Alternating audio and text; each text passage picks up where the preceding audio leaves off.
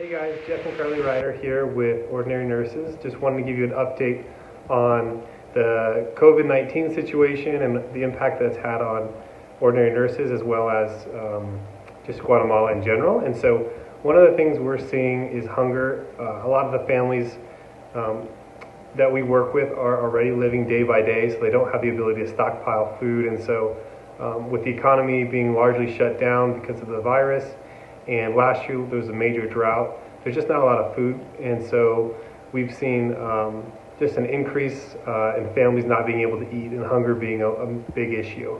So we are just covering our families in prayer and doing everything we can, and one of those things we're doing is providing food to the families in our program every 2 weeks. We're doing this through a grab-and-go table so that our staff can be safe. The food baskets are set out on a table, and the moms can come and pick up their basket on their own time.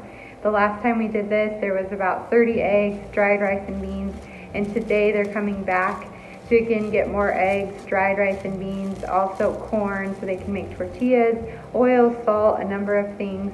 And this food basket supplies were provided through another ministry that reached out to us because they had an excess. So we're really seeing God provide and ministries working together. It's challenging to find food in bulk with the lockdown measures and to shop, but we just know 2 weeks from now when it's time to provide these baskets again, God will provide a way to do that, and we will keep in contact with our families so we can make sure that them and their kids are eating. Another issue we're seeing is there's no inter-department travel, which is basically their counties, and so you can't travel between departments in Guatemala. And there's also some small villages that aren't allowing access in or out as well, and so that just causes an issue with some of the families we work with in the program.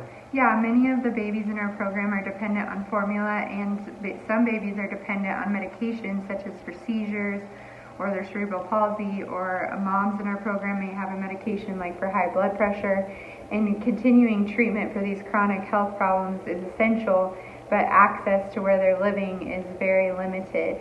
And so one way we're solving that problem is, most recently we had a baby that lives outside of our department, and so we would not be able to travel in to see them. And our local staff contacted the fire department near the village, and it was so kind because the local fire department brought in an ambulance, which that travel through an ambulance is allowed, and that ambulance came and picked up the seizure medication for this one baby and brought it all the way to the other department and delivered it firsthand to her so that she didn't see any pause in her treatment. We haven't had any pauses in treatment because we're continuing to problem solve in manners like this so that all the moms and babies that do have chronic health issues continue to have their medications on time. With the shutdown of the interdepartmental travel, the cleft palate ministry that we've partnered with to get a lot of the babies in our program surgeries for their cleft palate has caused somewhat of an issue for them. Yeah, they have over 6 babies that happen to be close in our department that they weren't able to access because of the laws. And so these babies were starting to starve because they weren't able to pick up their formula from this ministry. One baby with a cleft palate had lost 2 pounds in less than 2 weeks. And there was just no way with the economy for the family to be buying formula.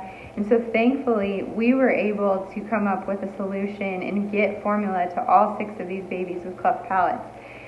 The local mayor of our village was able to contact the local mayors of all the other villages where these babies lived, and they all met at the municipal center. And thanks to our awesome staff, they packed up the truck with formula, went to the municipal center, and gave each of these local mayors this formula supply, and then those mayors distributed the formula to the cleft palate babies. So those babies can keep gaining weight in preparation for a surgery they'll one day get. We know the whole world has basically changed, and everyone is dealing with the coronavirus in a new way, and we know a lot of people are walking tightropes, maybe with job changes or loss of a job. And we just want you to know that no matter what your situation, we are praying for you, and we're praying for the entire world at this time. Yeah, and we're just so thankful for each and every one of you, and we also want to have a big thank you to our local staff and then our ministry partners, George and Vonda Cisneros. All of their hard work has allowed ordinary nurses to thrive. It's just been a team effort, and we're so thankful. We're basically working remote, but able to see ordinary nurses still meet the needs of our moms and babies. And so thank you so much to all of you and all of the other people involved that have allowed this to happen. And we are praying for all of you during this time, and please reach out to us if we can pray for you specifically. Thank you. Thank you.